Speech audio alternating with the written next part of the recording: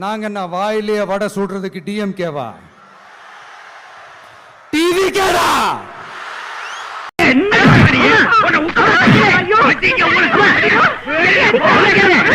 திமுக ஒரு தீய சக்தி. திமுக ஒரு தீய சக்தி. திமுக ஒரு தீய சக்தி. திமுக ஒரு தீய சக்தி. தீய சக்தி, தீய சக்தி, தீய சக்தி.